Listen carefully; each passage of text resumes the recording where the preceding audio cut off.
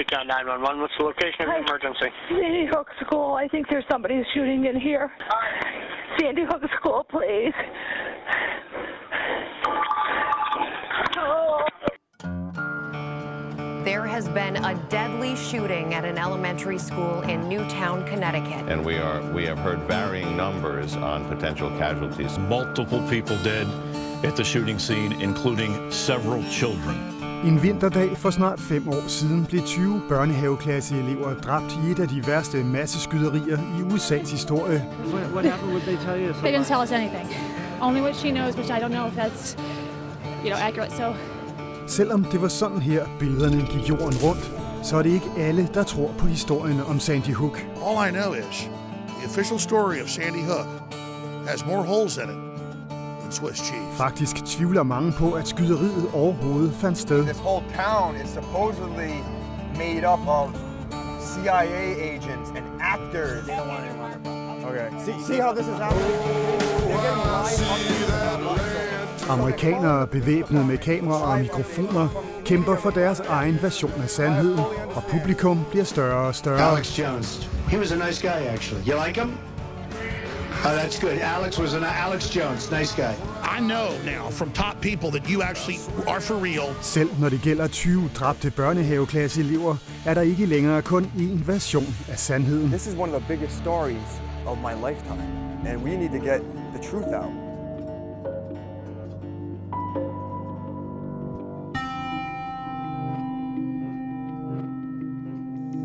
Heavenly Father, we pray down protection upon us. And through the intercession of Mary, we pray for the mothers, for their continued consolation, their strength.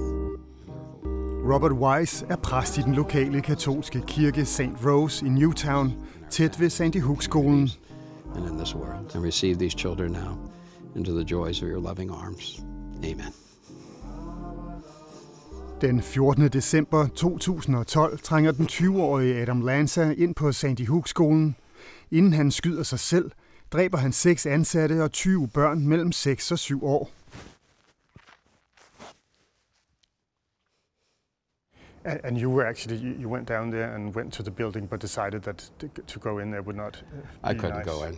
There was, I remember, broken glass where he had shot out the windows. I still have nightmares about that. Yeah. You could see the blood. I mean, it was just, you knew it was horrible. So I mean, there's nothing I could do there. And one police officer asked me to go in and bless the children. I said, they're with God. I don't any blessing I could give.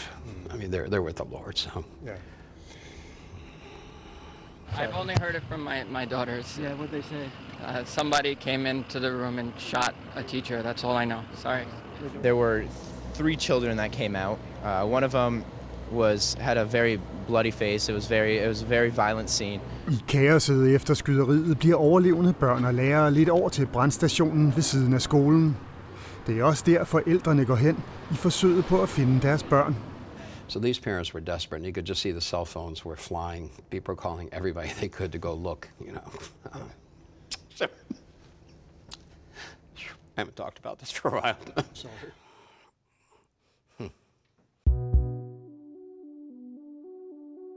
Austin, Texas.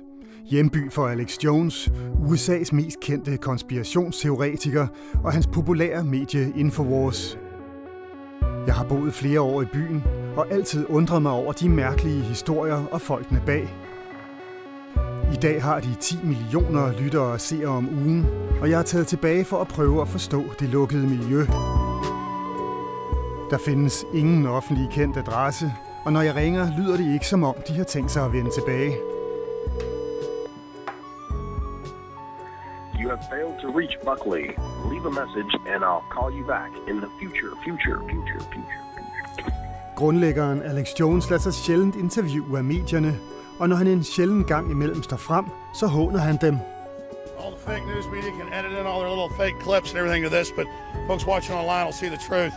Mistillid til magteliten og de traditionelle medier gennemtrænger alle historier og er nået helt op til den amerikanske præsident. And I want you all to know that we are fighting the fake news. It's fake, phony, fake. Der også selv er fan af Alex Jones. I just want to finish by saying your reputation's amazing. I will not let you down. You will be very, very impressed, I hope. Miljøet omkring Infowars består af journalister, meningsdannere og andre tilhængere over hele USA, der bidrager med deres egne teorier og historier.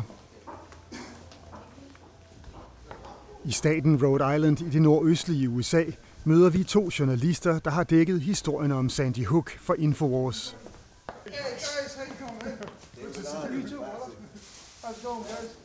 Kevin LaPrade og Dan B. Dundee kalder sig selv for informationskrigere. Vi skulle have mødt dem på radiostationen, hvor de arbejder, men deres chef skiftede pludselig mening. Derfor møder vi dem på vores hotel. I apologize. I don't know why, because we told them 2 weeks ago. Everything was fine until today. Til daglig er de værter på en lokal radiostation, men når de arbejder for Infowars, når de ud til millioner af mennesker. What's going on there, Dan? That was you on Infowars. Oh yeah. Yeah, this is when Infowars was asking it for our footage. Yeah, it's unbelievable how they play with the law, they manipulate it, they play with it. De dækkede bumpningen af Boston Marathon og skyderiet på Sandy Hook. De mener, at de store kommercielle kanalers billeder viser, at det hele var iscenesat. Her retsmedicineren, der obducerede børnene. This is a man speaking the day of dead children. Why is he laughing? It's not funny. I don't find it funny. Eller en far, hvis sorg de synes virker kunstig. Og en katolsk præst, der ikke velsignede de døde. The officer said, "Father, would you want to go in and bless the children?" Alt sammen tegn på, at de mennesker var med til at iscenesætte skyderiet. These people are the worst, despicable, in my opinion. Some of the worst people, they're terrorists. They're terrorists. And it's just so bizarre, and it really is. The whole thing was just from the get-go. I mean, it's like they were shooting themselves in the foot and contradicting themselves every step of the way. Officials did not know what to say. If this thing really happened, the proof and the evidence should be very easily shown and given, and it wasn't. I can guarantee you, if you put a few hours of investigation of your own self, and you have any cognitive activity going on, just do it for yourselves. You will come to the conclusion that something's fishy. Ifølge de 2 peger videoerne på, at regeringen planlagde skyderiet, og at formålet var at skabe opbakning til at stramme den amerikanske våbenlovgivning. Any crisis, staged or not, they jump on that and tie it in. That day they tell you, we want the guns, and they start trying to take the guns. That's what it is. Dan has a concealed carry. When we're doing a video, and I know my friend Dan has a gun, I feel very, I feel safe, yeah. I morgen vil de køre til Sandy Hook for at konfrontere skolens naboer. It's not that we're these mega superheroes or nothing. We didn't even want to be this stuff, but the thing is, there's a fire inside you. You get that kind of fire, like you don't, at the time when you're confronting these people, you could care less what the hell happens to you.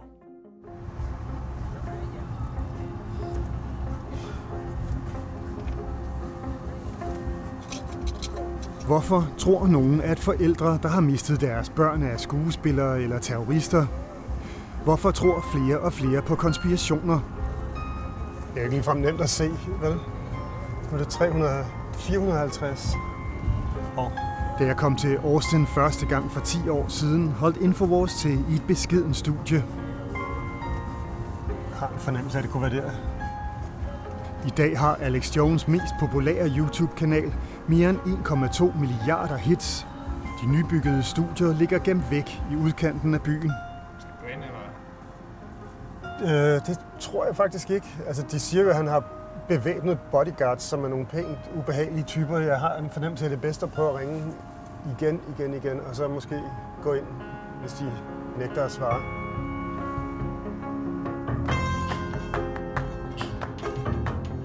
Jeg tager over til min bekendte, konspirationsboghandleren John Bush, for at prøve at få svar på mine spørgsmål. Hey John, how are you? How are you? Good. What's going on? Good to see you. Yeah. Forretningen er fyldt med bøger om store regeringsorkestrerede konspirationer og helseprodukter og guld og sølv, der kan holde dig i live, når katastrofen rammer, og de traditionelle systemer bryder sammen. So I got involved in this movement, this pursuit of truth and justice and freedom because of 9/11. Yeah. I caught a documentary in 2002, shortly after 9/11, by Alex Jones, of all people, here in Austin, Texas. He's from Austin. Som Alex Jones' mange millioner fans er John Bush ultraliberal. I think government is the greatest purveyor of injustice and violence.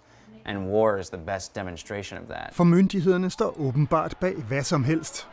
Selv det største terrorangreb nogensinde på amerikansk grund den 11. september 2001. Yeah, the big question is why would the government do that? Yeah, so who stands to gain? Governments have long used false flag attacks. A false flag attack is when a government attacks its own interest, blames it on an enemy in order to elicit a response. In this case, we want to be further involved in the Middle East so we can establish hegemony, so we can secure oil pipelines, so we can ensure that Russia and China don't establish a foothold. Han viser, hvordan en BBC-vært rapporterer om sammenstyrtningen af bygningen, mens den ser ud til stadig at stå på skærmen bag hende. And here she is talking about World Trade Center Building 7 just collapsed. And there it is, still intact.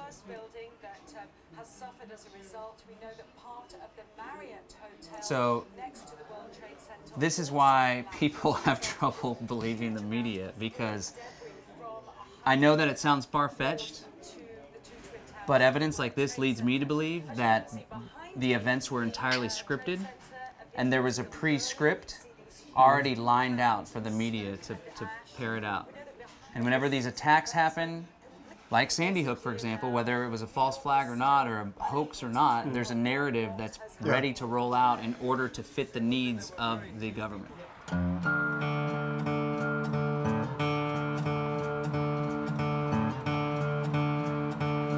We are going to Sandy Hook. Hopefully we'll get some comments. And we're limited on time. So we're going to go from there. We're going to go right to St. Rose Lima Church. Når Dan Bidondi og Kevin LaPrade ikke arbejder som radioværter, så tager de ud for at lave deres egne historier. I can't let this stuff go. I'm not going to just sit idly by. De streamer altid til sociale medier, blandt andet for at undgå overgreb fra politiet, fortæller de. Remember, it's called Operation Cover Your Ass. Yeah, is that on? Yeah. God be with us.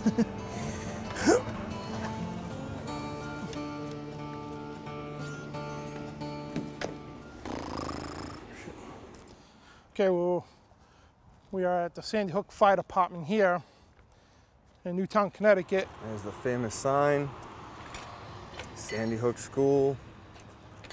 Nobody is covering this event like we cover it.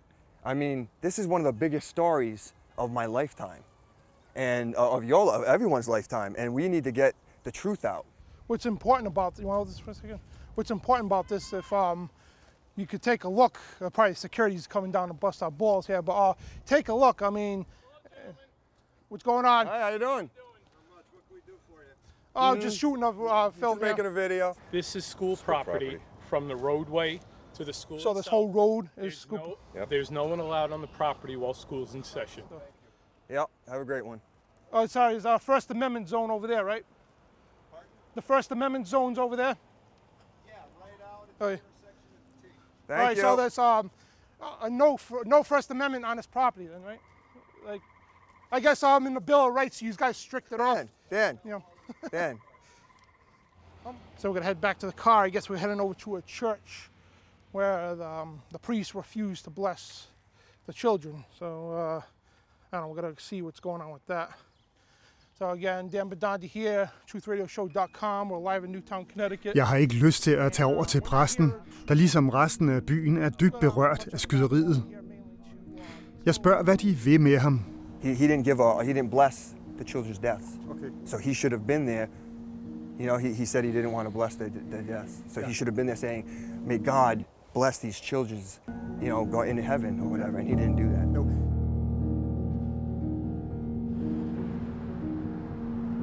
Efter skyderiet på Sandy Hook stod den katolske præst for 9 begravelser. Kisterne med børnene fik lov til at stå ved alteret om natten, og derfra har han et af de stærkeste minder. One of the police officers that was protecting the children while they were left in the church all night.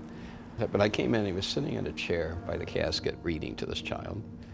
And he said, that's what his father would be doing if he were home. I think things like that. Få dage efter skyderiet opstår der rygter på internettet om, at begravelserne er iscenesat, og kirken modtager anonyme trusler. So we had the SWAT team here. Every flower piece was checked for cameras, for incendiary devices. It was a tough experience, you know, behind the scenes. A lot of people didn't know, but to be protected after those kind of threats, we had to put out signs for people just to say things. Somebody came in and just wrote, "It's not over yet." Do you have any idea why they're doing it? I do not, because I've certainly been victimized by them, and you can go on the computer and find these stories about me, how I lied and I can't keep my story straight, and I don't know where that's coming from. I guess if there's any more evil, it's that. You know, some of the parents have been terribly victimized by this. Happy birthday to you. Happy birthday to you. Noah Posner blev dræbt på Sandy Hook.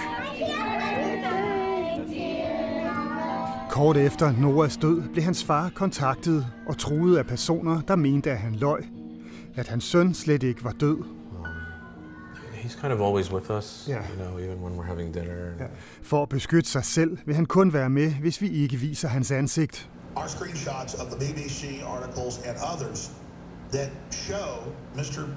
Posner's son that they're saying is a child killed in a terror attack a few months ago in Pakistan. My reporters just reported on this because it's a bizarre anomaly. Efter Infowars bringer historier om, at Noah er en opdigtet person, bliver chikanen mod familien grovere og grovere. En video zoomer ind på lejligheden, som de nu er flyttet fra. Den slutter med at vise adresse og telefonnumre. What does it make you feel like when you see that? Well, it's intrusive. I mean, it says exactly what it shows. We know where you are, and so you're powerless, you know, against us. It's very threatening. It's extremely threatening. Han modtager også adskillige dødstrusler. You're a loser. You're going to rot in hell. You're going to die. Death is coming to you real soon, motherfucker. The FBI has arrested a Tampa woman accusing her of making death threats against a man living right now in South Florida whose 6-year-old son was murdered in that massacre. CBS 4's Gary Nelson has the story.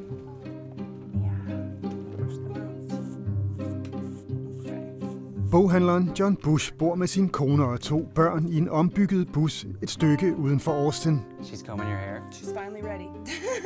It looks it was beautiful. finally long enough that she just decided she was It looks beautiful and long. De generer ikke nogen, men har valgt at bo herude, afsondret fra de myndigheder, de er dybt mistroiske overfor. So Ollie, what do you think about Donald Trump? Nothing or bleh? meanie. Meanie? Why is he mean? Because he blows up other countries. It's not very cool, is it? Som i mange millioner hjem i hele USA, er Alex Jones en vanlig gæst på computeren her. More. There's more. This is my camera footage. These ideas aren't extreme anymore. I think Alex Jones played a significant role in getting Donald Trump elected, and that was something that was very frightening for the status quo. And I think that when media outlets attack Alex Jones, they only turn more people on to his message. Hvor stor rækkevidde Infowars faktisk har, er svært at måle. Selvom Donald Trump ikke støtter teorierne om sammensværgelser bag den 11. september eller Sandy Hook, så låner han flittigt fra andre Infowars-historier. Blandt andet, at Barack Obama ikke skulle være født i USA. I'm very honored to have gotten him to release his long-form birth certificate, or whatever it may be. The controlled corporate media from the BBC to CNN here in the United States is openly refusing to call it Islamic terror. It's happening. It's gotten to a point where it's not even being reported. And in many cases, the very, very dishonest press doesn't want to report it. For få uger siden gav præsidenten Infowars korrespondent i Washington adgang til pressemøderne i Det Hvide Hus. Han har nu adgang sammen med en række konspiratoriske medier og flere af Infowars faste gæster. What about violence against Trump supporters in Berkeley? Nu er det ikke præsidenten, der får de kritiske spørgsmål, men derimod journalisterne fra de traditionelle medier. But you're not making these demands the way you did with Trump, so it's unfair and it's very important that this get out there. Thank you. A few days ago, I called the fake news the enemy of the people, and they are. They are the enemy of the people.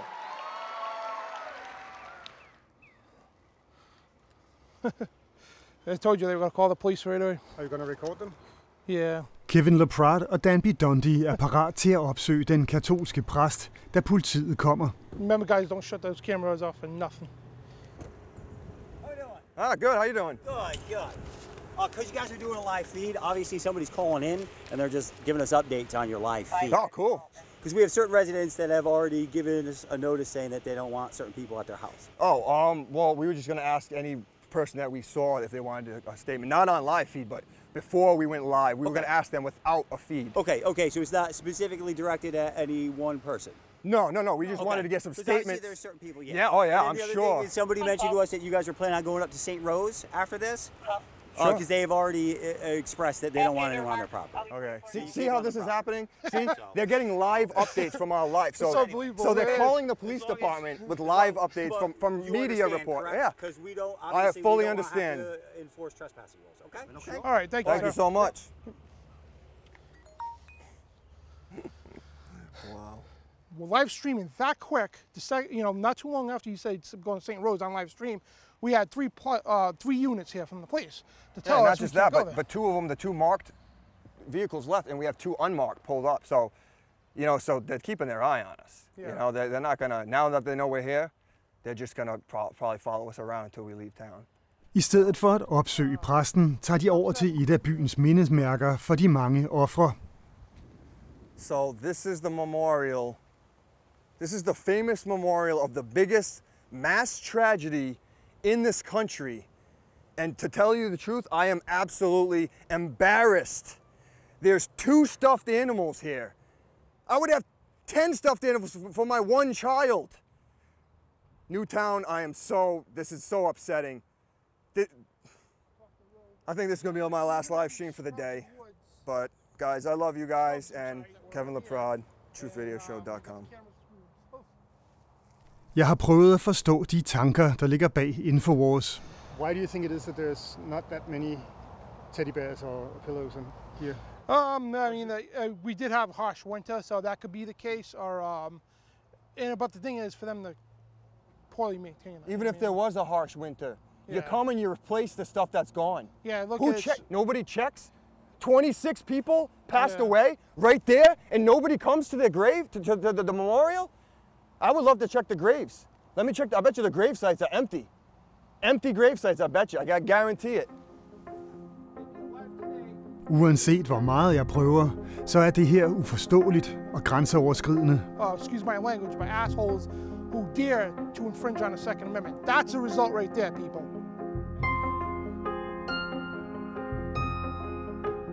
Noahs far, der stadig bliver truet og chikaneret, har forklaret mig, hvor hans søn ligger begravet.